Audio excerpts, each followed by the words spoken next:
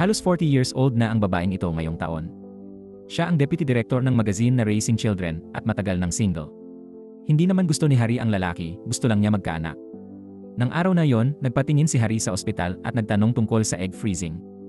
Gusto niyang i-freeze muna ang itlog at kapag nakatagpo ng gwapong lalaki, magpapakasal at magkakaanak.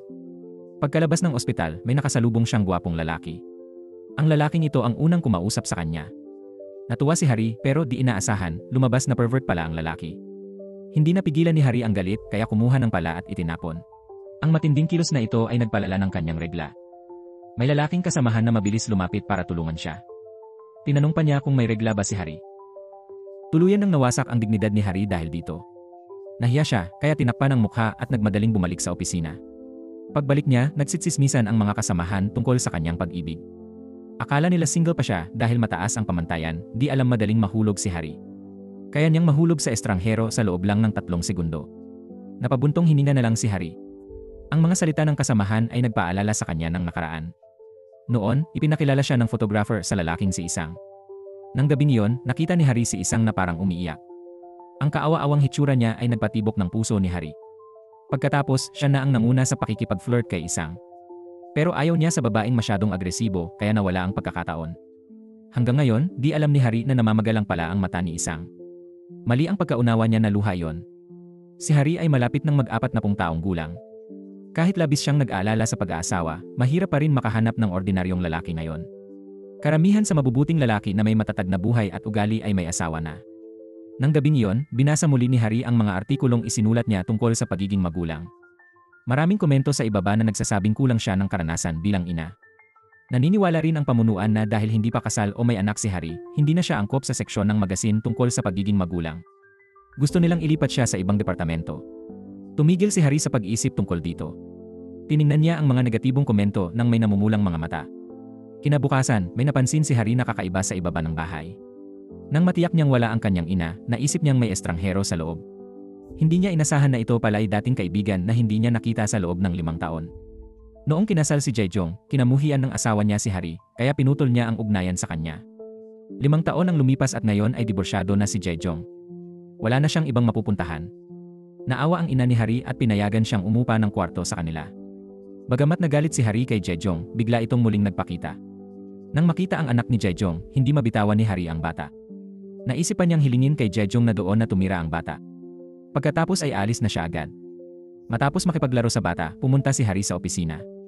Pinasuot sa kanya ng boss ang maternity clothes para sa cover shoot. Para sa pera, napilitan si Harry magkunwaring buntis na may malaking tiyan. Pagkatapos, tumingin si Harry sa salamin at nahilo sandali. Ganito pala ang pakiramdam ng mangarap maging ina. Gusto na lang niyang magpatuloy sa pagkukunwaring buntis. Pumunta si Harry sa mall kasama ang kasamahan para mag-photoshoot. Muli, nagsismis ang kasamahan niya tungkol kina Harry at Aisang. Pinintasan ni Harry si Isang bilang mayabang. Noon, nang mahulog ang loob niya kay Isang sa unang tingin, nagmakaawa siya sa kasamahan na ipakilala sila. Sabik na lumapit ang kasamahan niya sa harap ni Isang. Nagulat sila nang malaman na ayaw pala ni Isang sa kasal, lalo na sa pagkakaroon ng anak. Ngunit hindi ito alam ni Harry.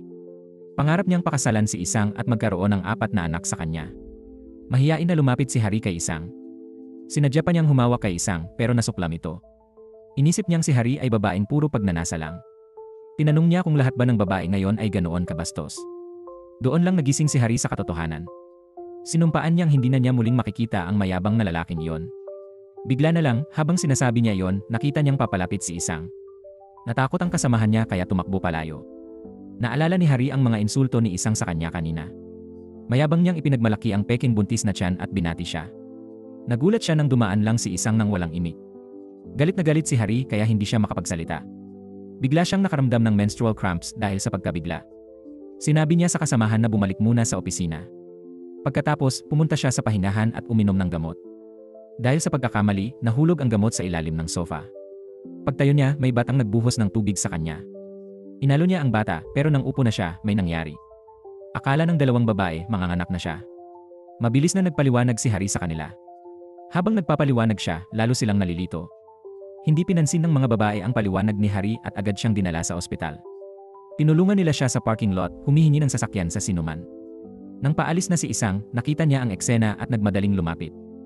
Binuhat niya si Harry, inilagay sa kotse at dinala sa ospital. Sa biyahe, hindi na nakayanan ni Hari ang matinding sakit ng puson. Akala ni Isang manganganak na siya kaya nagmadali sa ospital. Pagdating, hinawakan ni Hari ang buhok ni Isang sa sakit. Dumating agad ang doktor. Ayaw mailantad ang peking pagbubuntis kaya tumakbo si Hari palayo. Makalipas ang ilang hakbang, sumakit ulit at bumagsak siya. Paggising, napansin ni Hari na wala na ang peking tiyan. Sinabi ng doktor na may endometritis at tumor sa matris siya. Ang tumor ay maaaring alisin sa pamamagitan ng operasyon. Ngunit may posibilidad ng pagkabaog kapag inoperahan. Mas malala pa, kung gusto ni Hari ng anak bago ang operasyon, kailangan niyang mabuntis agad-agad. Ang tsansa niya ng natural na pagbubuntis ay wala pang 7%. Agad na namula ang mga mata ni Hari sa luha. Talagang gusto niyang magkaanak. Hindi niya inasahan na ganoon kalala ang kalagayan niya. Hindi matanggap ni Hari ang katotohanan ito. Naglakad siya ng walang direksyon sa kalye. Noon, napansin ni Isang na may problema si Hari. Tinanong niya kung ano ang nangyari. Naalala ni Hari ang sinabi ng doktor. Kahit mababa ang tsansa, hindi imposibleng mabuntis siya. Nakita ni Hari ang pag-asa sa gwapong mukha ni Isang. Umiiyak, tinanong niya si Isang kung pwede silang magpakasal. Pagkatapos magtanong, hindi napigilan ni Hari ang pag-iyak. Naawa si Isang kay Hari pero ayaw niyang magpakasal. Sinabi niya kay Hari na ayaw niyang pakasalan siya. Si Hari, na nawala sa kanyang damdamin, ay bigla na lang bumalik sa realidad. Para takpan ang kahihiyan, nagsinungaling siya na ang sinabi niya ay pasasalamat. Ito raw ay isang na paraan ng pagsasabi ng salamat. Pagkatapos ng palpak na kasinungalingan, kinuha ni Hari ang peking buntis attempt sa kotse ni Isang. Pagkatapos ay tumakbo siya palayo sa kanyang paningin. Naglakad-lakad siya ng walang direksyon sa kalsada. Napansin niya ang mga batang naglalaro na tumatakbo sa mga bisig ng kanilang mga ina. Nakaramdam ng matinding paghanga si Hari. Naisip niya kung gaano kasarap magkaroon ng sariling anak. Bigla namang may tumawag kay Hari, ang kanyang ina. Sinabihan siya ng kanyang ina na dumalo sa kasal ng pinsan sa susunod na linggo. Kung hindi pupunta si Hari, mas kawawa pa ang isang babaeng tulad niya. Si Hari, na malungkot na talaga, ay halos mapaiyak na. Pagdating sa bahay, nagkwento si Hari kay Jejong. Noong 20 siya, akala niya kapag dumating ang tadhana, ikakasal na siya. Gayunpaman, nang mag-30 na siya, napilitan siyang mag-blind date na parang interview, lalo't malapit na siyang mag-40. Napagtanto niya na hindi sapat ang pagsisikap lang para sa pag-ibig at pag-aasawa. Nalito si Hari kung ano ang susunod na gagawin. Gusto ni Jejong na hikayatin siyang harapin ang kanyang damdamin. Naalala niya na pinaupahan siya ng nanay ni Hari. Umaasa siyang mapalapit sila sa isa't isa. Naramdaman niyang kailangan niyang bumalik at hanapin siya. Para kay Jejong, mabuting kaibigan si Hari. Alam niyang hindi sila magkakaroon ng relasyon, kaya't nagpasya siyang ipakilala si Hari sa ibang lalaki. Kinabukasan, tinawagan ni Jejong ang kaibigan niyang diborsyado. Inayos niya ang blind date ng lalaking iyon at ni Hari. Medyo nalito si Hari sa kaayusang ito. Nagtataka siya kung bakit ayaw sa kanya ni Isang, pero gusto nito ang mga post niya. Pagkatapos niyang mag-isip, bigla na lang lumitaw si Isang at kinausap ang kasamahan ni Hari. Nagpalitan ng tingin ng dalawa, puno ng tensyon. Inanyayahan ni Hari si Isang sa cave para mag-usap. Binanggit niya ang unang pagkakataon na nagkita sila. Iminungkahi ni Isang na kumuha siya ng aso na kausap. Pinagsabihan ni Isang si Hari sa sobrang galit niya. Nalaman na nainsulto si Hari sa kanya ng lasing. Kinutya niya ito dahil sa sobrang pagmamahal sa sarili. Tinanong niya kung ano nang gagawin kung ma-in love sa kanya. Naalala ni Hari ang nakakahiyang pangyayari noon. Sinabi niya na wag na silang magkita kung di sila magkasundo. Inilagay niya ang pera sa mesa at mabilis na umalis. Di inasahan ni Hari na may photoshoot siya ng bata. Dahil wala ang photographer, humingi siya ng tulong kay Isang. Pumayag si Isang ng may mayabang na ekspresyon. Ginawa ni Hari ang lahat para mapangiti ang bata. Kahit si Isang na di mahilig sa bata ay natawa rin. Pagkatapos, kailangan ni Hari dumalo sa kasal ng pinsan. Mabait na nag-alok si Isang na ihatid siya. Bilang pasasalamat, inanyayahan siya ni Hari sa reception. Tumanggi si Isang noong una. Pero nang marinig na may alimango, pumasok siya sa hall. Sa sandaling iyon, ayaw ni Hari maging paksa ng chismis ng mga tiyahin sa ibaba ng entablado. Kaya umakyat siya sa entablado at nag-alay ng kanta para sa bagong kasal. Sa totoo lang, medyo makasarili siya, umaasang maakit ang mga lalaki sa madla. Akala ng kanyang ina ay gusto niyang mapahiya. Ngunit hindi inaasahan, ang pagkanta at sayaw ni Hari ay humikayat sa madla. Itinaas nito ang kapaligiran sa isang rurok. Kahit si Isang sa karamihan ay hindi mapigilang pumalakpak. Pagkatapos ng seremonya, may lumapit niya kay Hari para makilala. Habang natutuwa siya, nakita niyang umatras ang mga taong iyon. Nangyari ito ng 2 beses sunod-sunod. Nagtaka si Hari. Nang lumingon siya, nakita niyang nakatayo si Isang sa likuran niya. Sinisi niya si Isang sa pagsira ng kanyang pagkakataon. Ngunit walang hiya si Isang at humingi pa ng voucher ng pagkain. Pagkatapos ng kasal, si Hari ay nagpunta sa blind date na inayos ni Jejong. Hindi inaasahan, si Isang ay nasa parehong coffee shop. Para iwasan ang awkwardness, nagsuggest si Hari na lumipat ng lugar. Pero nag-order na ang lalaki, kaya napilitan si Hari na umupo. Inamin ng lalaki na may maikling kasal siya noon. Sinabi ni Hari na wala siyang pakialam dito. Ang gusto niya ay makahanap ng lalaki at magkaanak agad. Pero gusto ng lalaki na dahan-dahanin muna ang pagkakilala. Naniniwala siya na pwede pa siyang magkaanak kahit 60 na. Napatahimik ang lalaki sa sinabi ni Hari. Sa huli, natapos ang blind date nang lumabas sila ng coffee shop. Sobrang nalungkot si Hari sa nangyari. Malungkot siyang naglakad sa ulan. Hinabol siya ni isang dalaang payong. Alam niyang hindi magbibigay ng payong ang lalaki kaya bumili siya. Ayaw tanggapin ni Hari ang tulong, nahihiya siya kay Isang. Pinilit ni Isang na kunin ni Hari ang payong. Bigla, hinila niya ng malakas at napunit ang damit ni Hari. Nakita ito ni Jejong na noon ay bumibili ng gatas ng sanggol. Akala ni Jejong inaapi si Hari kaya nilusob niya si Isang. Ayaw nang makita ni Hari ang dalawang bata na nag-aaway. Naghintay siya hanggang matapos ang away. Dinala ni Hari ang dalawa sa kainan para linawin ang nangyari. Pagkatapos uminom, nagsimula silang magkwento ng kanilang problema. Umiyak si Hari at nakiusap sa nobyo na huwag makipaghiwalay. Naalala ni Isang nang iwan siya ng nobya at ni Jejong ang anak. Mula sa masayang buhay, nawalan sila ng lahat. Sila'y mga nawawalang kaluluwa sa dulo ng mundo. Lasing, sinabi ni Hari na mas gusto niya ang mag-isang mamuhay. Kinabukasan, pumunta si Hari sa bahay ng kaibigan para tumulong. Gulo-gulo ang kaibigan dahil sa kalokohan ng dalawang bata. Pagkatapos ayusin ang mga laruan, may nabuhos na bigas naman. Galit ang kaibigan pero di alam kung kanino ibubunton. Napabuntong hininga siya, nakakapagod daw maging ina.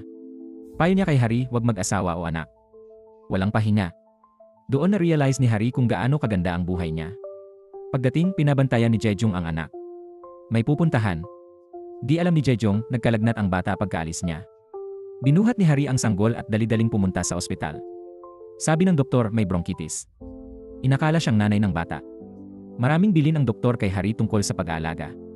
Buong gabi siyang gising. Nakatulog lang siya kinaumagahan. Nang magising siya, gumaling na ang sanggol at masayang naglalaro.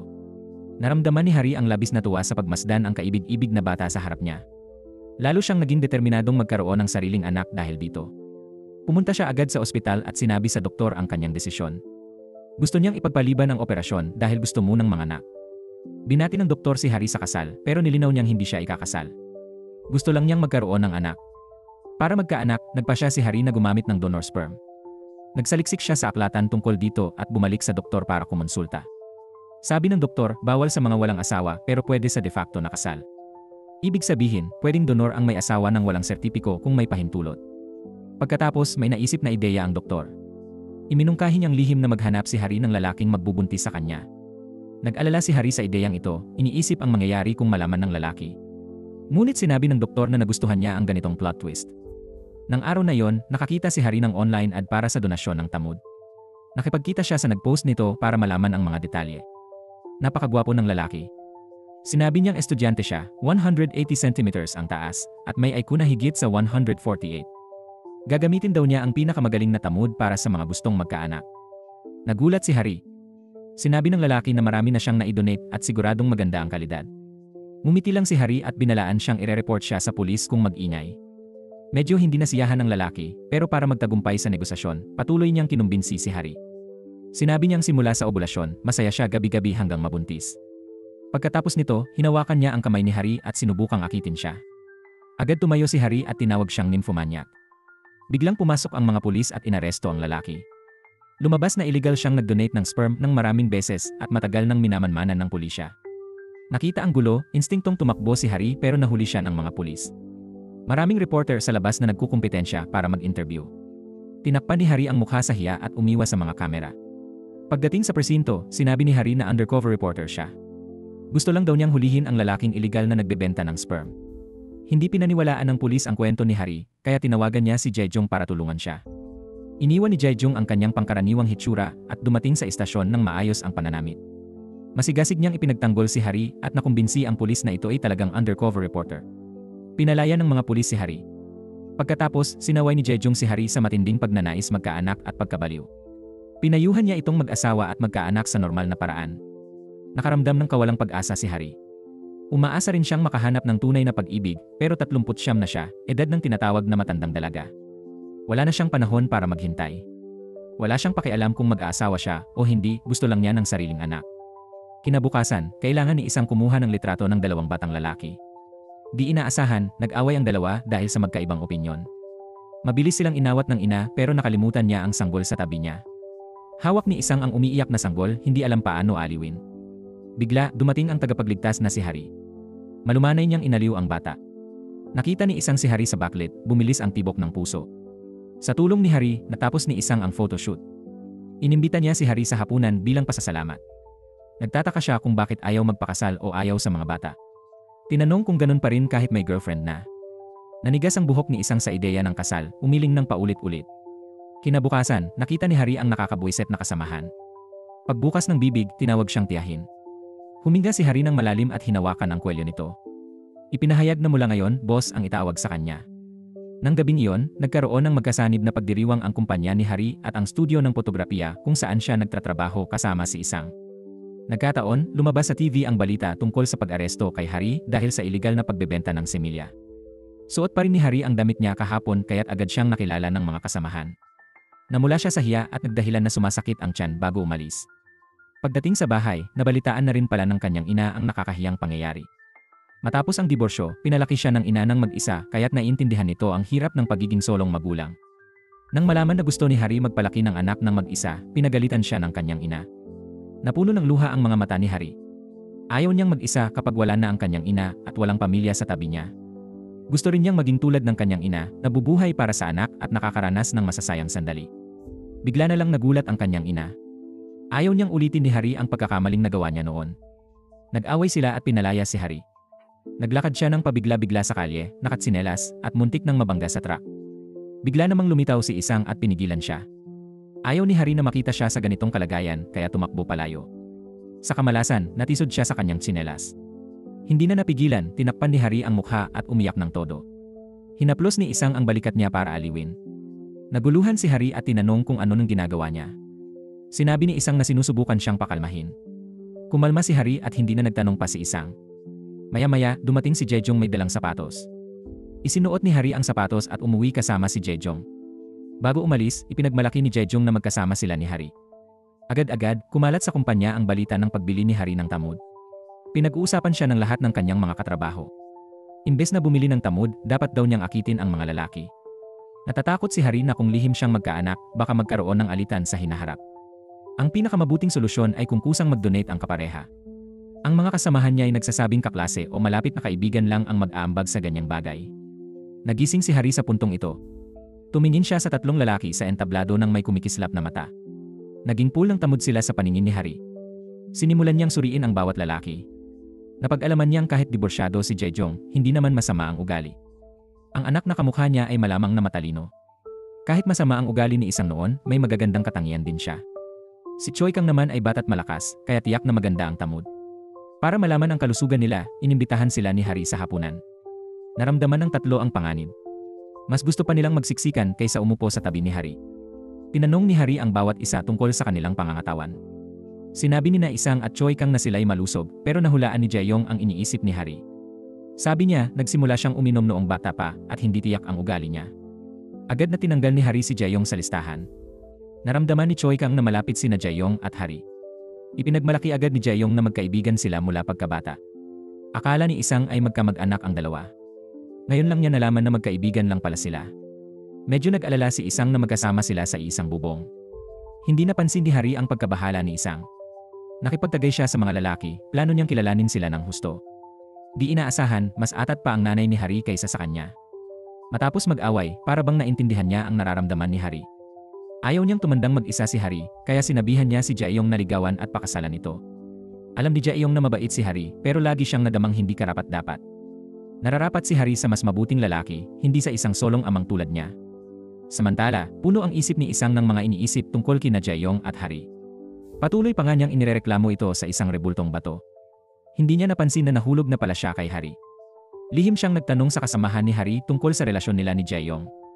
Nang malaman niyang solong ama si Jaeyong, nag-alerto ang kanyang puso. Agad niyang hinanap si Hari. Ipinahiwatig niya na kung nagmamadali siyang magkaanak, mas mabuting sa kanya magkamali. Ngunit hindi naintindihan ni Hari ang ibig sabihin ni Isang.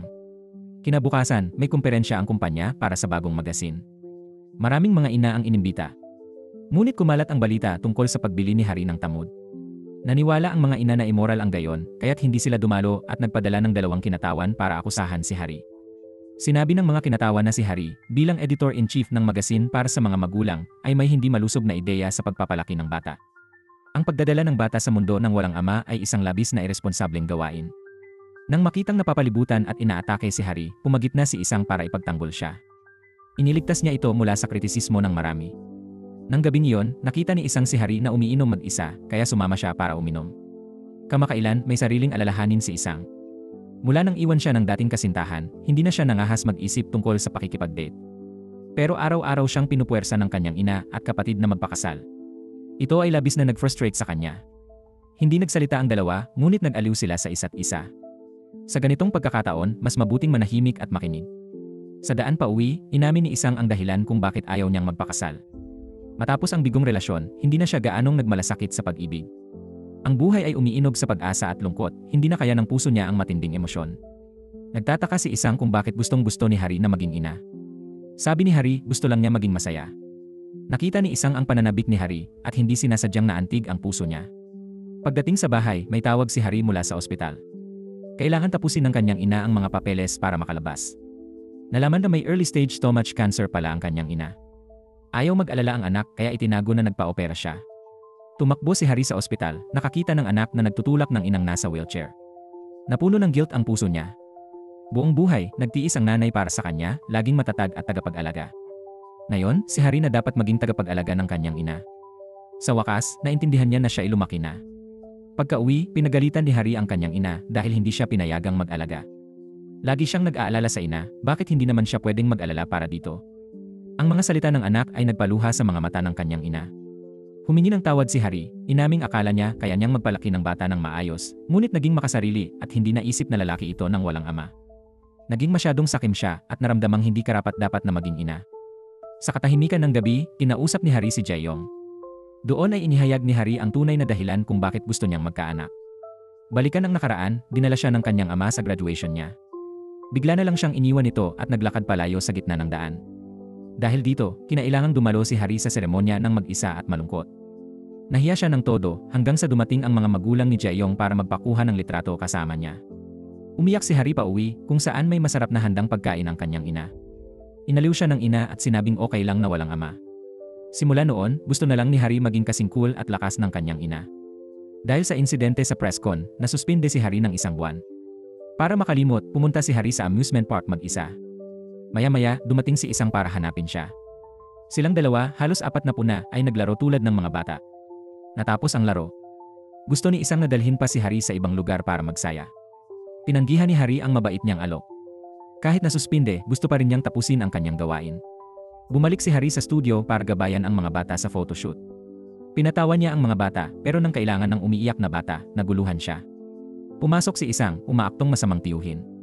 Sumigaw siya ng malakas kaya napaiyak ang bata. Natapos ng maayos ang photoshoot. Bilang pasasalamat, tinrato ni Harry si Isang na parang bata at tinatakan ng reward. Tiningnan ni Isang ang tatak sa kamay niya nang may luha sa mata. Nakita niya ang ngiting tagumpay ni Harry at naantig ang kanyang puso. Pag-uwi, hindi niya mapilit na hugasan ang tatak sa kanyang kamay. Kinabukasan, pumunta si Isang sa studio at hinintay si Harry. Tumalikod siya sa pinto para ipakita ang kanyang malapad na balikat. Bigla, dumating ang kasamahan ni Harry sa halip na siya. Nalungkot si Isang at walang ganang nag-post para sa mga larawan. Hindi alam ni Harry na nagbago na ang ugali ng kanyang ina. Dinalhan niya ang ina ng masarap na pagkain. Habang nag-uusap sila, hindi sinasadyang nabanggit niya na may tumor siya sa matris. Doon na unawaan ng ina ang matinding hangad ng anak. Natahimik sandali ang kanyang ina. Pagkaalis, sinabi ni Harry sa kaibigan na gusto lang ng anak. Pinayuhan siyang huwag gumawa ng kahangalan. Tinanong kung ano gagawin kung may makilalang mabuting lalaki. Marami pang mabubuting lalaki sa mundo. Halimbawa, tapat na asawa ang bayaw ng kaibigan. Bigla nilang nakita ito sa tindahan kasama ibang babae. Agad na sumigaw ang kaibigan at hinabol ito. Napabuntong hininga si Harry, iniisip ang biglaang pagbabago ng buhay. Nagulat siya na ang dating workaholic na kaibigan ay may asawa at anak na. Hindi rin niya inasahan na mahahuli niya ang bayaw ng kaibigan na nangangalo niya habang bumibili ng pagkain. Namangha si Harry sa mga biglaang pangyayari sa buhay. Nagpasya siyang subuking magkaanak sa lalong madaling panahon. Sinimulan niyang suriin ang mga katangian ng 3 lalaking nasa paligid niya. Si Choi Kang, ang bata at malusob niyang kasamahan, ay tila perpekto para sa donasyon ng tamod. Hindi pinansin ang suspensyon, bumalik siya sa kumpanya at nilapitan si Choi Kang sa iba't ibang paraan. Nang marinig na inutusan siyang magpa-check up, nagliwanag ang kanyang mga mata. Nagboluntaryo si Hari na sumama. Personal niyang sinuperbisahan si Choi Kang habang ginagawa ang lahat ng medikal na pagsusuri. Dumating ang mga resulta. Tuwang-tuwang ipinagmalaki ni Choi Kang kay Hari na siya raw ay isang bihirang kaso ayon sa doktor. Ang bilang ng kanyang tamod ay 10 beses na mas mataas kaysa karaniwan. Sinimulan ni Hari na kumbinsihin si Choi Kang na mag-donate ng tamod sa kanya. Walang pag-aalinlangang pumayag si Choi Kang. Ngunit, kailangan muna niyang humingi ng pahintulot sa kanyang mga magulang. Napabuntong hininga na lang si Hari. Inaasahan na niya ang kabiguan. Napansin ng senior na gusto ni Isang si Hari. Inimbitahan niya si Isang na uminom. Pinayuhan siyang kalimutan ang nakaraan. Tumingin si Isang sa selyo sa kamay niya. Naalala niya bakit sila naghiwalay ng ex niya. Siguro masyadong matagal na sila. Napagod siya sa relasyon at iniwan si Isang. Dahil dito, uminom siya hanggang matisod pauwi. Sa daan, nakasalubong niya si Hari. Natatawa si Hari sa kalasingan ni Isang. Kinabukasan, may ipinadala sa business trip. Walang gustong pumunta sa mga kasamahan. Kahit suspendido, pumasok pa rin si Hari. Gulat siya nang makitang si Hisang pala ang photographer. Bumili ang dalawa ng maraming merienda bago sumakay sa eroplano. Medyo natakot si Hari nang lumipad ang eroplano, nanginginig at hirap huminga. Para aliwin si Hari, naglakas loob si Isang na hawakan ang kanyang kamay. Nang umayos na ang eroplano, saka lang binitawan ni Hari ang kamay. Sobrang tensyonado si Isang na natumba pero mabilis tumayo na parang walang nangyari. Nang pumunta sa banyo, tinitigan niya ang kanyang palad. Naramdaman niya ang kakaibang bagong sensasyon sa loob niya. Hindi rin mapalagay si Hari. Maya-maya, nagpunta sila sa beach para kumuha ng litrato ng paglubog ng araw. Nang malaman ni Jaeyong na magkasama sina Hari at Isang sa biyahe, labis siyang nag-alala. Reklamo niya sa ina ni Hari, kapag magkasama ang lalaki at babae, may mangyayari talaga. Kung hindi sila makasakay sa huling flight, kung umuulan ng malakas, at kung naantala ang kanilang flight, hindi katanggap-tanggap ang magkasama sa isang silid. Pagkatapos magsalita ni Jaeyong, biglang bumuhos ang malakas na ulan sa dalampasigan. Nagmadaling sumakay sina Hari at Isang sa kotse at nalaman na kinansela ang kanilang flight. Nagpasya silang magmaneho pa uwi, ngunit biglang may balita ng pagguho ng lupa sa daraanan. Wala silang choice kundi maghanap ng malapit na inn. Tinanong ng may-ari kung gusto nilang magrenta ng kwarto. Tinanong din niya kung gusto nila ng 1 o 2 kwarto. Nagulat si Hari at mabilis na sinabi na maghihiwalay sila. Pagkatapos, nagsindi ng apoy si Isang. Nagpainit ang dalawa sa tabi nito. Pinuri ni Hari ang mga litrato ni Isang, sinabi niyang napakainit, tulad niya at nakakaintriga. Nang gabing iyon, gising silang dalawa, nag-iisip tungkol sa isa't isa. Malakas ang tibok ng kanilang mga puso. Umalis sila sa kani-kanilang kwarto sa magkaibang oras, ngunit hindi nagkasalubong. Kinaumagahan, si Isang ay kumuha ng mga larawan sa dalampasigan. Lumapit si Hari at nagsimulang kumuha ng litrato gamit ang kanyang cellphone. Bigla, nakatutok ang kamera ni Isang kay Hari. Sandali, hindi niya mayalis ang tingin. Kumuha siya ng ilang sunod-sunod na litrato. Umihip ang malakas na hangin at tumayo si Hari sa likod ni Isang. Parang mga bata, nag-ikot sila, umiiwas sa isa't isa. Biglang nagtagpo ang kanilang mga mata. Naging kakaiba ang kapaligiran. Lumapit sila ng lumapit, pero bago maghalikan, umurong si Isang. Sa pag-uwi, lubhang nakakahiya ang kapaligiran. Bago bumaba ng kotse, hindi na napigilan ni Hari. Tinanong niya si Isang kung gusto niya ang mga lalaki. Humingi rin ng paumanhin si Isang sa kanyang ginawa. Dahil dito, labis na nadismaya si Hari. Umuwi na si Isang. Pinagsisihan niyang umatras sa mahalagang sandaling iyon. Tuwing pumipikit siya, mukha ni Hari ang nakikita niya. Hindi niya mapigilan ang puso at mumiti. Nalaman ni Jaejong na magkasama ang dalawa ng gabing iyon. Muli siyang napuno ng matinding selos.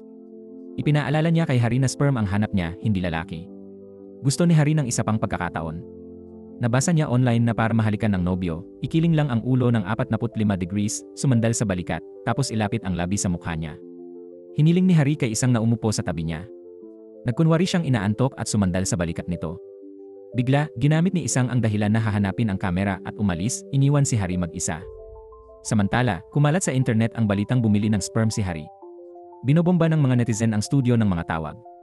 Tinatanong nila kung nagtatrabaho ba ang sperm girl sa magazine. Ininsulto pa nila si Hari.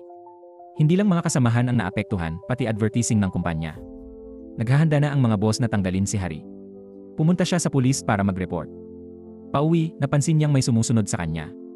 Nang lumingon siya, nakita niya ang 3 lalaking malapit ng mag-away. Lumabas na nag-aalala pala silang 3 kay Hari. Hinanap nila siya ng sabay-sabay ng walang plano. Dahil madilim, napagkamala nilang masasamang tao ang isa't isa. Nang maayos ang hindi pagkakaunawaan, inanyayahan sila ni Hari na uminom. Gusto ni Isang tumulong kay Hari at sinabing lapitan siya kung kailangan. Si Jejong, na nagsiselos, nagsabing siya ang kaluluwa ni Hari. Si Choi Kang, na gusto lang tumulong kay Hari, nagsabing maasahan siya. Natahimik si Hari nang makita ang nagsiselos na mukha ni Isang at Jejong. Pagkatapos kumain, nagkumpetensya si Isang at Jejong sa pagbabayad. Ipinagmalaki pa nila ang kanilang kayamanan. Hindi na nakatiis si Choi Kang. Siya na ang nagbayad ng una. Habang naghihintay si Hari sa labas, may lalaking nakakilala sa kanya. Hindi sinasadyang napahiya si Hari. Sinabi ng walang hiyang lalaki na kaya niyang maging ama ng 3 anak sa 3 subo. Hindi maintindihan ni Hari kung bakit siya tinatrato ng ganoon. Hindi niya mapigilan ang kanyang galit. Kaya umiyak siya at sinampal ang lalaki. Agad na lumabas ang 3 sa loob ng silid nang makita ang nangyari. Gusto ni Isang ilabas ang galit para kay Hari pero pinigilan siya nito. Inihatid ng 3 lalaki si Hari pauwi. Nag-sketch si Choi Kang ng larawan ng pangit na lalaking iyon. Natawa ng malakas si Hari sa nakitang larawan. Pagdating sa bahay, nakita ni Jejong si Hari na inaaliw ang anak. Nag-aatubiling tinanong niya kung gusto nitong magpakasal sa kanya. Inakala ni Hari na dahil lang sa pag-aalala ang alok ni Jejong. Kaya hindi niya ito sineryoso. Ang balita tungkol kay Hari ay nagdulot ng ingay sa publiko. Hiningi ng mga boss na humingi siya ng tawad at ibalik ang dangal ng kumpanya. Ipinagtanggol ng editor-in-chief si Hari, sinabing malinaw na wala siyang kasalanan. Bakit siya dapat humingi ng tawad?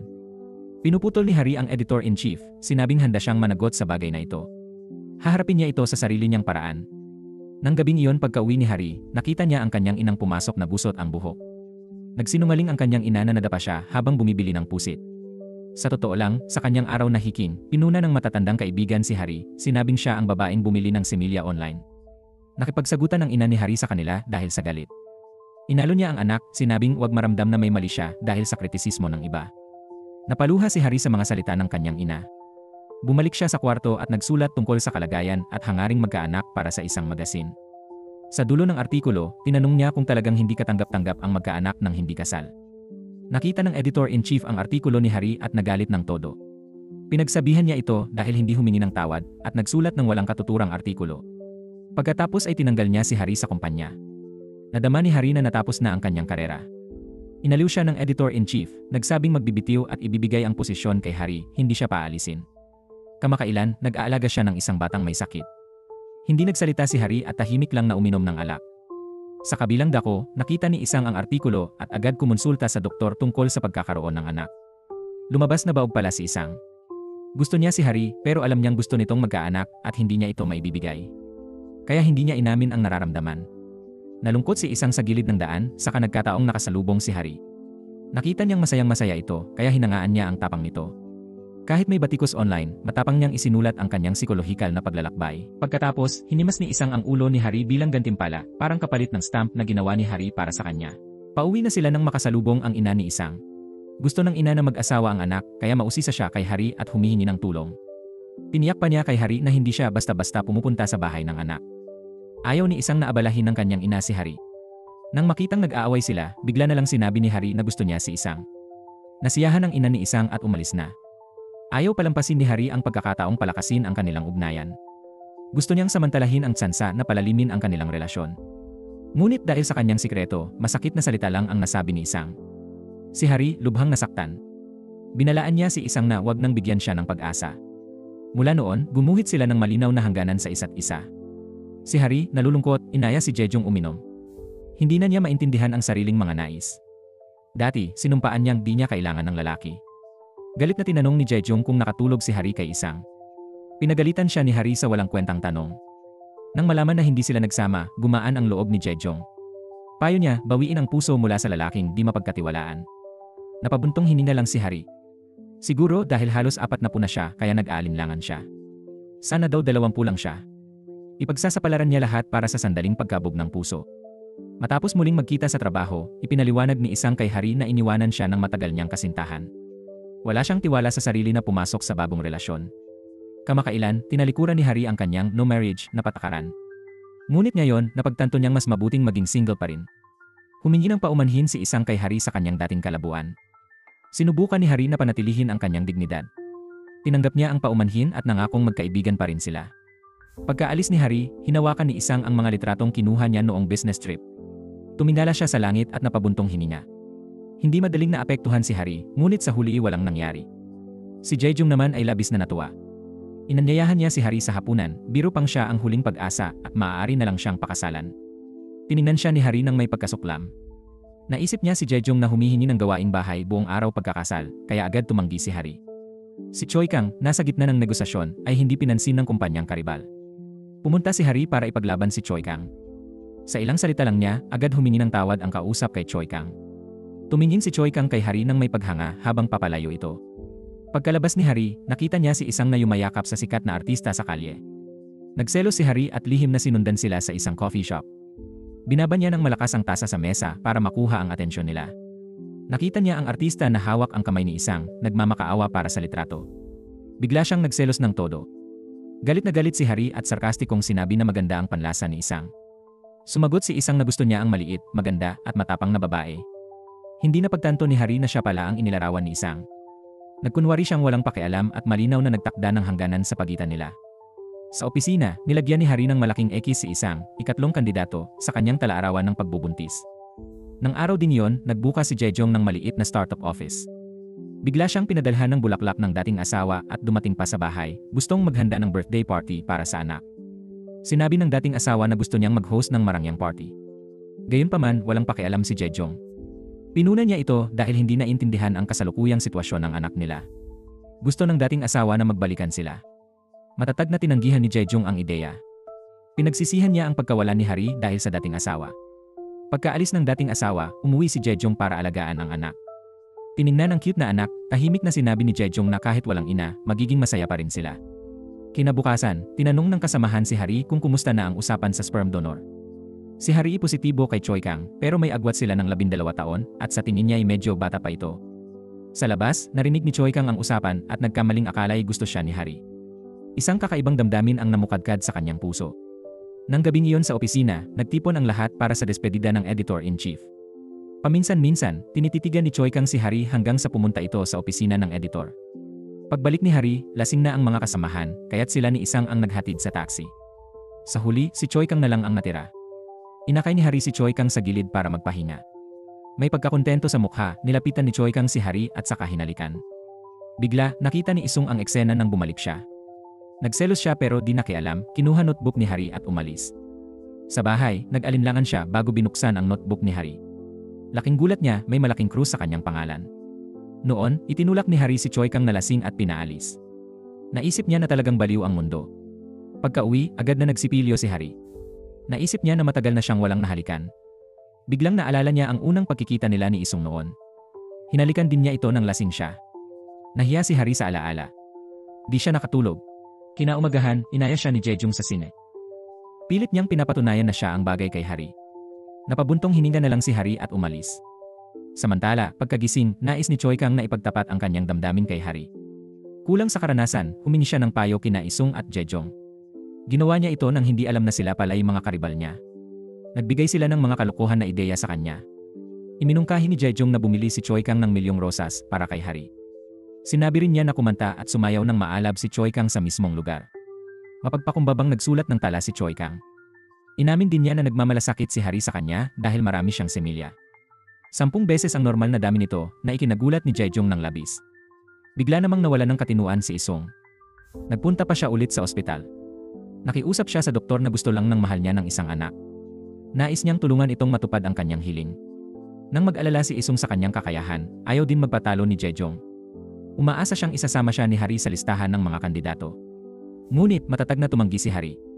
Nalungkot si Jejong nang magtapat sa kanyang matalik na kaibigan. Hindi niya alam kung kailan niya nagsimulang magkagusto kay Hari at gustong pakasalan. Bigla-bigla, narinig ng kanyang dating asawa ang mga salitang ito. Gusto pa rin ng kanyang dating asawa na makipagbalikan kay Jejong. Naghahanap siya ng paraan para mabawi ang kanyang dating asawa. Sa nalalapit na unang kaarawan ng anak, namili si Hari at Jejong ng damit. Habang naglalakad, nakita nilang may sale ang shopping mall. May 100,000 won voucher para sa pamilyang kakain ng Korean beef. Agad silang nagkunwaring mag-asawa. Ngunit, natigil sila ni Isung na nagsiselo sa likuran. Hinila ni Isung ang dalawa na nailang pero kumain ng steak. Parehong lalaki ay puno ng selos. Sinabi ni Jejong kay Hari na pakainin siya dahil may hawak siyang bata. Hindi niya alam na si Isung pala ang kumakain. Pagkatapos kumain, inaasar ni Isung si Jejong. Sinabi niyang wag nang sumubok kung di niya kayang talunin si Choi Kang. Biglang namula si Hari. Napansin niyang na-expose ang notebook niya. Kanina, lihim na itinago ni Isung ang notebook sa studio. Akala ng mga kasamahan na nakalimutan ni Hari ito. Pagkatapos kumain, dali-dali siyang bumalik sa studio. Lalo niyang naisip na binasa ni Isung ang notebook niya. Hinanap niya agad si Isung at humingi ng tawad. Sinamantala niya ito para umamin ng kanyang damdamin. Sa tatlong lalaki, si Isung lang ang tunay na lalaki para sa kanya. Pagkatapos magsalita, umalis siya nang walang hinihintay na sagot. Napabuntong hininga si Isung. Gusto niyang mapalapit kay Hari. Ngunit hindi siya makakapagbigay ng anak. Labis na sumasakit ang kanyang puso. Sa panonood ng paputok, si Hari lang ang nasa isip niya. Gusto niyang makalapit at mahawakan ang kamay nito. Hindi mapakali si Isung sa loob. Pumunta siya sa ilog para magpalamig ng ulo. Bigla na lang niyang nakita si Hari sa paligid. Masakit na tinanong ni Isung kung bakit si Hari ay laging nasa paligid. Narito si Hari. Aalis na sana siya nang pigilan siya ni Isung. Pinili niyang sundin ang kanyang puso. Dahan-dahan niyang nilapitan si Hari at hinalikan. Pagkatapos ng halik, inamin ni Isung ang kanyang damdamin kay Hari. Sa wakas, kinumpirma ng dalawa ang kanilang relasyon. Nang umalis si Isung, niyakap ni Hari ang namumulang mukha. Sa loob-loob niya, sobrang nasasabik siya. Kinabukasan, sinundo ni Isung ang kasintahan para sa trabaho. Nakita ni Jejong ang malapit na eksena ng dalawa. Nagselos na naman siya. Habang iniisip, lalo siyang nairita sa kayabangan ni Isung. Parihim niyang sinundan sila at nakakita ng nakakabahala. Hinatid ni Isung si Hari sa kumpanya. Hiniling ni Hari na itago muna ang kanilang relasyon. Sila ay nasa isang workplace romance. Kailangan nilang maging lihim muna sa ngayon. Tumango si Isung at inilapit pa ang daliri kay Hari. Hindi nila alam na nakita sila ng ilang kasamahan mula sa itaas. Pagdating ni Hari sa kumpanya, agad siyang hinila ng mga kasamahan sa silid pulong. Tinanong nila kung paano umuusad ang relasyon nila ni Isung. Nang sabihin ni Hari na naghalikan sila, agad na nagbunyi ang mga kasamahan. Binati nila siya sa posibleng pagdating ng isang sanggol na lalaki. Ngunit nang sabihin ni Hari na ayaw yata ni Isung sa mga bata, nawala ang pag-asa nila. Habang masaya ang dalawa, hindi na mapakali si Jejong. Patuloy siyang nakaramdam na may kakaiba. Tinawagan niya si Hari, inanyayahan sa hapunan at panonood sa sinihan sa kaarawan ng anak. Pagkatapos magsalita, agad niyang ibinaba ang telepono. Tuwang-tuwa ang mga kasamahan sa tagumpay ni Hari sa puso ni Isang. Si Choi Kang lang ang walang kaalam-alam sa nangyayari. Ginamit niya ang pagbasa ng palad para masukat ang daliri ni Hari.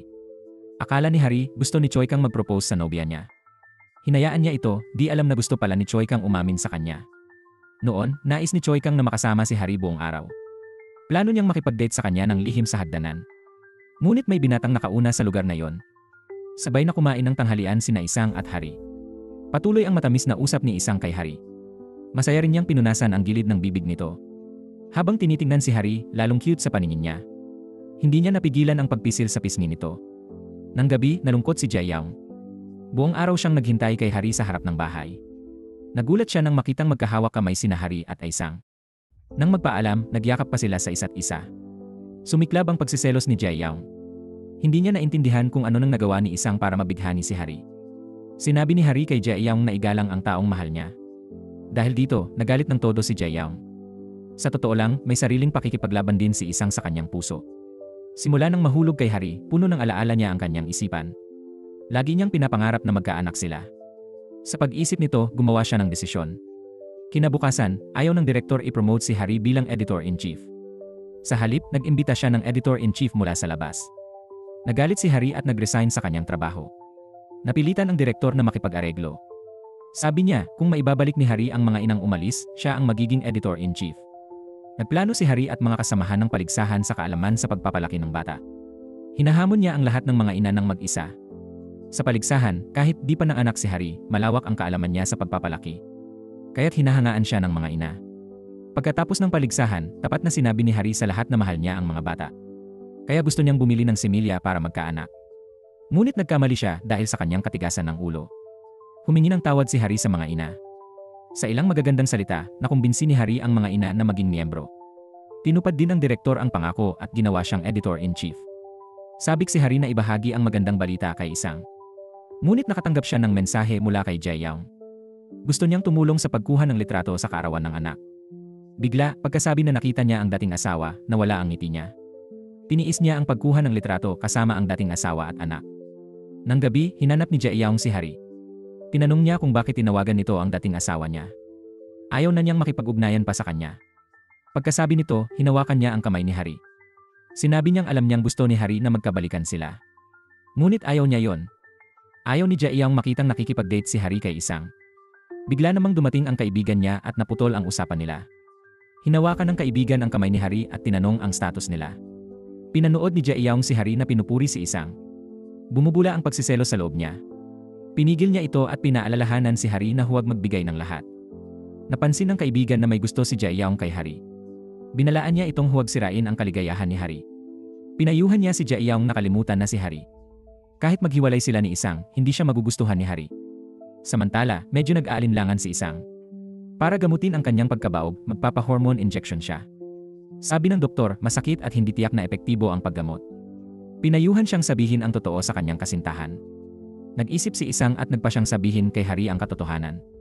Bigla, tumingin si Hari ng may pagmamahal at sinabing mahal niya ito. Napabuntong hininga lang si Isang. Ayaw niyang sirain ang kasalukuyang saya. Samantala, lalong naramdaman ni Jaeyoung ang damdamin niya kay Hari. Hiningi niya sa ina ni Hari na makasama si Hari. Pagkasabi nito, umalis si Jaeyoung kasama ang anak, hindi naghintay ng sagot. Kinabukasan, naging editor-in-chief si Hari. Bigla ring umangat ang kanyang estado sa bahay. Nang abutin ni Jaeyoung ang tadyang, tumingin lang ang ina at umurong siya. Mabilis din umunlad ang pag-ibig ni Hari at Isang. Kahit sa trabaho, naghahanap sila ng pagkakataon para maglapit. Naghalikan pa sila sa loob ng elevator. Nais ni Hari na mas lumapit pa. Nang gabi niyon, hiniling niya kay Isang na tumulong sa bombilya. Bigla, lumabas si Jaeyoung, sinabing walang kailangang ayusing ilaw. Nabigo ang kanyang magandang balak. Lihim na nagmura si Hari sa kanyang isip. Galit na umakyat siya sa kanyang silid. Para pigilan si Jaeyoung sumunod, hinarang siya ni Isang. Pagsara ni Hari ng pinto, umuwi na si Jaeyoung. Unang dumating, unang pagsisilbihan, kaya pumunta si Jaeyoung kay Hari. Inamin niya ang kanyang damdamin kay Hari. Nangako siyang aalagaan si Hari at ang kanyang ina. Paglingon niya, nakita niyang natutulog si Hari sa tabi niya. Napabuntong hininga na lang siya. Maingat niyang tinakpan ito ng kumot. Tahimik siyang bumaba at yumuko. Kinabukasan, may bisitang hindi inimbitahan, ang kanyang dating asawa. Gusto niyang kumain ng tanghalian kasama si Jaeyoung. Hindi na napigilan ni Jaeyoung ang kakulitan ng kanyang ex-wife. Inamin niya na mahal na niya ngayon si Hari. Sinabi ng dating asawa na aalis siya kung mahal din siya ni Hari. Hindi alam ni Hari ang pag-uusap ng dalawa. Abala siya sa pakikipag-date sa kanyang kasintahan. Pagkatapos ng masayang araw, hinawakan ni Isang ang kamay ni Hari. Gusto niyang sabihin sa kanya ang tungkol sa kanyang pagkabaog. Ayaw niya sa bata dahil madalas siyang maistorbo noon. Kaya wala siyang magawa kundi pigilan ang kanyang mga salita. Umuwi si Hari matapos ang masayang araw sa labas. Nakita niya si Jaeyoung na umiinom mag-isa. Lumapit si Hari at tinanong si Jaeyoung tungkol sa sitwasyon. Kinakausap ni Jaeyoung ang kanyang sarili. Lagi niyang pinagsisisihan na kung naging mabuti siya noon, baka hindi siya iniwan. Ngunit ngayon ay nagbago na ang kanyang puso. Mukhang wala na siyang pakialam sa dating asawa. Samantala, sa wakas ay nakapag-ipon na si Choi Kang para sa singsing. Pagkatapos, inimbita niya si Hari na kumain ng hapunan. Ngunit pagdating sa kainan, nakita niya sina Hari at Isang na magkahawak kamay. Nangamot ulo siya at nagtanong kung naglalaro lang sila. Inamin ni Isang na sila'y nagde-date. Naglaho ang nag-aapoy na puso ni Choi Kang. Tahimik siyang tumalikod at umalis. Para alisin ang karibal, pinaalala ni Isang kay Hari na huwag kumain kasama si Choi Kang. Iminungkahi rin niya na paalisin si Jaeyoung sa bahay ni Hari. Pagkatapos nito, inanyayahan ni Isang si Hari sa bahay niya para sa pansit. Biglang dumating si Jaeyoung, pawis na pawis. Alam niyang kasama ni Hari si Isang, kaya nagmadali siya. Mahinahon na sinabi ni Jaeyoung na dumadaan lang siya. Sinabi rin niya na mahilig din siyang kumain ng pansit. Gusto rin niyang sumama sa bahay ni Isang para maghapunan. Umuwi si Hari na may bakas ng pagkadismaya sa mukha. Pagkatapos niyang magluto ng instant noodles, inagaw ito ni Jaeyoung. Nagreklamo siya na patuloy na naabala ni Jaeyoung ang magagandang sandali niya kay Isang. Hindi pinansin ni Jaeyoung ang kanyang mga sinabi. Sa halip, nagreklamo siya sa ina ni Hari. Napansin ng ina ni Hari na may gusto si Jaeyoung kay Hari. Tinanong niya ang nararamdaman ni Jaeyoung. Matagal siyang natulala, tapos inamin na gusto niya si Hari. Hindi niya alam kung paano ito haharapin. Nang gabi niyon, kusang pumunta si Hari sa bahay ni Isang. Habang nagpapahinat umiinom ng tubig si Isang, nakita ni Hari ang hormone sa mesa. Hinawakan niya ang kamay ni Isang at sinabing wala siyang ibang iniisip. Sa ngayon, si Isang lang ang kailangan niya. Umupo sila sa sofa at dahan-dahang lumapit sa isa't isa. Ngunit nang umiinit na ang sitwasyon, biglang sumingit ang radyo sa kanilang sandali. Hinatid ni Isang si Hari sa bahay na may dismaya sa mukha. Sa pintuan, bigla siyang nagkaroon ng ideya. Tinanong niya kung napalitan na ang bombilya sa bahay ni Hari. Nang malaman niyang hindi ito nagbago, masayang naghanda siyang pumasok sa bahay ni Hari. Ngunit nakita niya si Jaeyoung na lumabas dala ang bombilya. Wala nang choice si Isang kundi tumalikod at umuwi. Kinabukasan, nagpa-check up si Harry. Alam ng doktor na may nobyo siya, kaya pinayuhan siyang magbuntis agad sa panahon ng obulasyon. Naglakas loob si Harry na sabihin kay Isang na umaasa siyang magkaanak sila agad. Naramdaman ni Isang na hindi na niya maitago ang totoo, kaya sinabi niya lahat kay Harry. Ipinaliwanag niyang nag-atubili siyang magsabi dahil ayaw niyang masaktan si Harry. Ngunit hindi matanggap ni Harry ang katotohanan ito sa sandaling iyon. Tumakbo siya palabas ng bahay. Nang gabing iyon, pumunta si Isang sa bahay ni Harry para magpaliwanag. Noong taon na iyon, nalaman niyang baog siya sa isang premarital check-up. Pinili siyang iwan ng kanyang kasintahan. Alam ni Isang na gusto talaga ni Harry na magkaroon ng anak. Hindi siya dapat nakipag-ugnay kay Harry pero hindi niya napigilan ang damdamin. Sinisi siya ni Harry dahil hindi niya agad sinabi. Pagkatapos noon, tumayo siya at umalis. Kinabukasan, sinabi ng kasamahan kay Harry na may gamot na pampalakas ng hormone para sa lalaking baog. Ngunit, ang paggamot ay napakahirap at masakit. Agad na alala ni Harry ang gamot na nakita niya sa bahay ni Isang. Naisip niya kung paano tahimik na nagsikap si Isang para sa kanya at nakaramdam siya ng matinding pagkakasala. Nagkusa si Harry na hanapin si Isang. Gusto niyang magtulungan sila para humanap ng solusyon. Gayunpaman, nakaramdam ng pag-aalinlangan si Harry. Kung hindi dahil sa gusto niyang magkaanak, wala sanang problema sa kanila. Hindi na sana kailangang magdusa ni Isang. Siguro hindi na lang sana sila nagkatagpo noon pa. Pinagmasdan ni Isang ang paglayo ni Harry at sumakit ang kanyang puso. Napansin ni Jejong na hindi maganda ang hitsura ni Harry kamakailan, kaya tinanong niya kung may problema sa relasyon nila ni Isang. Hindi masyadong nagsalita si Harry. Agad na naintindihan ni Jejong. Hinanap ni Jejong si Isang at binalaan siya. Sinabi niya kay Isang na kung di niya kayang paligayahin si Harry, huwag na siyang makialam. Tumanggi ang dalawang lalaki na umatras. Bawat isa sa kanila ay nagprotekta kay Harry sa kani-kanilang paraan.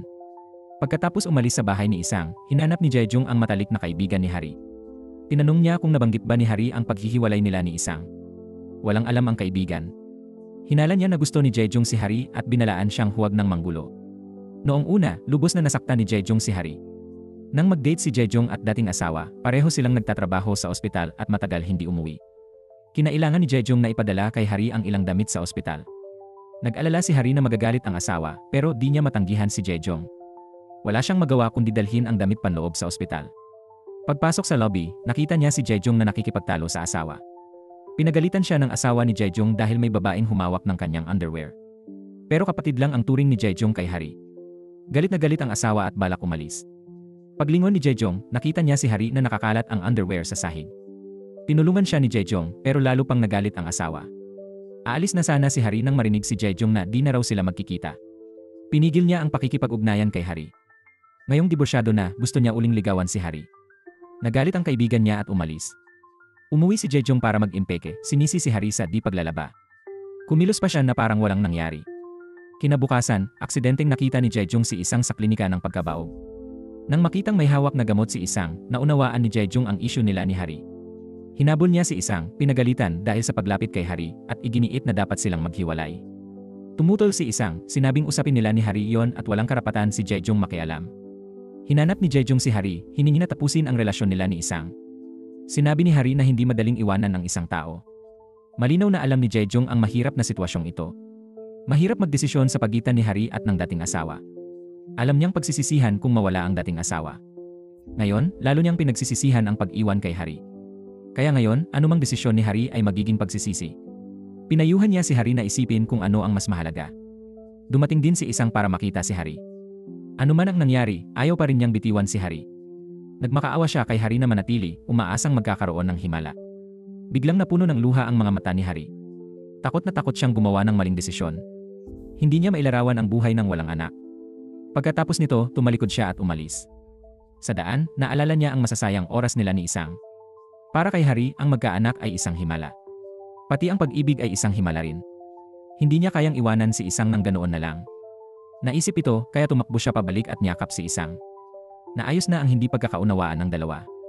Sinabi ni Harry sa kasintahan na siya ang pinili niya. Kailangan nilang harapin ang posibleng hindi magkaanak sa hinaharap. Natatakot si Harry sa mga away at hirap na maaaring dumating. Agad siyang inalo ni Isang. Naniwala siyang may himalang mangyayari. Hindi niya kailanman aamining natalo siya. Kinabukasan, dumating si Isang sa bahay ni Harry. Gusto niyang makuha ang pagsang-ayon ng ina ni Harry. Sinabi niya, samahan mo siya. Aalis na si Jejong nang marinig ang usapan. Nagpasya siyang di na pumunta sa ospital. Ihahatid niya ang anak bago pumunta sa aerobics ng ina ni Harry. Maya-maya, ipinakita nila ang kanilang mga alindog sa ina ni Harry. Natawa siya sa kanilang masigasig na pagsayaw. Nagsimula silang magkumpetensya para sa kanyang pabor. Nang malapit ng manalo si Isang, binanggit ni Jaejong ang pagkabaog nito. Ngunit nag-atubili siya bago sabihin ito. Kagulat-gulat, hindi nagustuhan ng ina ni Hari ang dalawa. Kahit gusto na ni Hari si Isang, gusto pa rin niyang bigyan ng tsansa si Jaejong. Sabay nito, gusto niyang subukin ang dalawa. Alam ni Hari na tinulungan ni Jaejong si Isang, kaya pinasalamatan niya ito. Taos-puso niyang pinasalamatan ang suporta ni Jaejong sa mahirap na panahong ito. Nag-aalala siya na baka makatagpo ito ng masasamang tao. Naramdaman niya ang tunay na malasakit nito sa kanya. Ngunit si Isang talaga ang gusto niya. Kahit hindi na magkaanak, siya pa rin ang pipiliin niya. Napabuntong hininga na lang si Jaejong nang marinig ito. Hindi alam ni Isang na pinasalamatan ni Hari si Jaejong para sa kanya. Tinanong niya ang kasamahang may asawa kung paano maghanda sa pagiging ama. Pinayuhan siya ng kasamahan na huwag mag-isip ng masyadong malalim. Hindi niya inakala na magiging obsessed siya sa pagkakaroon ng anak na babae. Kailangan lang niyang magpatuloy ng may tapat na puso. Bigla na lang umiti si Isang sa payong ito. Samantala, nakipagkita si Hari sa dalawang malapit na kaibigan. Umiiyak sila sa harap niya. Nagreklamo ang isa sa hirap ng pag-aalaga ng bata, ang isa sa hirap ng pag-aasawa. Inisip ng kaibigan ang mag-asawa, kaya naghanda siya ng espesyal na tonic. Ngunit bigla, sinabi ng asawa na siya ay hangal. Mabilis na inabutan ni Hari ng inumin ang kaibigan. Naisip ng kaibigan na nakakayanan ni Hari dahil sa mga bata. Kahit galit, kaya ni Hari tiisin ang lahat. Napapangarap ni Hari ang buhay pamilya nila ni Isang. Humingi siya ng payo sa pamumuhay ng walang anak. Kontento na ang mag-asawa sa kanilang buhay ngayon. Magtutuon sila sa isa't isa. Lahat ginagawa nila ng magkasama, umaasa sa isa't isa. Sa ibang mata, ang walang anak ay kakaibang desisyon. Hindi sila nabubuhay para sa opinyon ng iba. Gumawa sila ng mga desisyong angkop sa kanila. Noong araw na yon, bumili si Isang ng regalo para kay Hari. Nakatanggap sila ng voucher para sa 2 araw at 1 gabi sa villa. Gusto niyang sumama kay Hari pero may seminar ang departamento niya sa weekend. Nang may marinig na kasamahang nakikipagtalo sa asawa, ibinigay niya ang voucher. Sinabi niyang gamitin ito para mapakalma ang asawa. Bigla, nabasa ng kasamahan ang damit ng babae sa opisina ni Hari. Kaya naman ipinasa niya ang voucher sa babae. Pagkatapos ng ilang palitan, nakarating din ang voucher kay Hari. Bigla namang nakansela ang seminar ng hindi inaasahan. Inanyayahan ni Hari si Isang na sumama sa kanya. Doon napagtanto ni Isang na talagang kinansela pala ang seminar. Nakaramdam siya ng matinding emosyon. Parang itinakda ng tadhana na makasama niya si Hari. Sinabi ni Isang kay Hari na mauna na. Susunod siya kapag natapos na ang trabaho niya. Samantala, pinili ni Jaeyong na kumilos din sinundo niya si Hari sa bagong kotse pagkatapos ng trabaho. Naghahanda rin siyang lumipat, balak alagaan ng mabuti ang anak sa hinaharap. Sa wakas, inanyayahan niya si Hari na tumingin ng bahay kasama niya sa weekend. May mahalagang sasabihin siya sa kanya. Nahulaan ni Hari ang iniisip ni Jaeyong pero ayaw sirain ang pagkakaibigan. Sinabi niyang may plano sila ni Isang pumunta sa resort villa sa weekend. Hindi sumuko si Jaeyong. Naghintay pa rin siya sa coffee shop para maghanap ng bahay kasama si Hari. Naghihintay si Hari kay Isang sa villa. Hindi napigilan, tinawag niyang hangal si Hari sa paghihintay sa ditiyak. Gusto niyang ipaglaban ang sarili kahit minsan lang. Agad siyang nagmaneho para sunduin si Hari pero huli na siya. Nakita ni Jaeyong na pumasok si Isang sa villa. Malungkot niyang pinagmasdan ang silweta nila sa bintana, nalulungkot. Lumapit si Jaeyong sa veranda at kumatok pero sa huli nagdalawang isip siya. Nagkaroon ng matamis na gabi sina Hari at Isang. Kinaumagahan, nahihiyang binalot ni Hari ang sarili sa kumot nang makitang papalapit si Isang. Mabilis na tumibok ang kanyang puso. Kinuha ni Isang ang piniling kwintas at inilagay ito sa lid ni Hari. Ang biyaheng ito ay nagpalapit sa kanilang relasyon. Pagka-uwi, humingi agad ng payo si Isang sa mga kasamahan tungkol sa pag-propose kay Hari. Narinig ito ni Hari at ng kasamahan, kaya't nagsimulang magbunyi at bumati ang lahat. Ngunit bigla namang nagulat si Hari. Hindi pa siya handa para dito. Nang makitang binubuksan ni Isang ang trunk, sumigaw siya na tumigil. Natatakot siyang mag-propose ito sa harap ng kumpanya. Nagulat siya nang kumuha si Isang ng vacuum cleaner para sa kotse. Nang makitang luluhod si Isang, natakot si Hari at tumakbong palayo sa abalang kalye. Hindi niya alam, gusto lang nitong itali ang sapatos. Naniniwala ang kaibigan niya na ang pagkabalisa ni Hari ay dahil sa diborsyo ng magulang noong bata pa na nag-iwan ng takot sa pag-aasawa. Baka nag-alala si Hari na magpo-propose si Isang sa kakaibang paraan. Mabilis siyang tumango bilang pagsang-ayon. Nang gabing iyon, bigla na lang nawalan ng kuryente ang bahay. Dumating si Jaeyong para magdala ng mga kandila kay Hari. Sa dilim, naalala ni Jaeyong ang mga malapit na sandaling ibinahagi nila ni Hari sa mga nakaraang taon. Minsan ay naging unang pag-ibig niya si Hari. Ngunit, lagi niyang itinatago ang kanyang damdamin. Natatakot siya na kapag nalaman, matatapos ang kanilang relasyon. Ngayon lang niya nakita ng malinaw ang kanyang puso. Pinigilan niya si Hari nang malapit na itong umalis. Inamin niyang matagal na niyang gusto ito.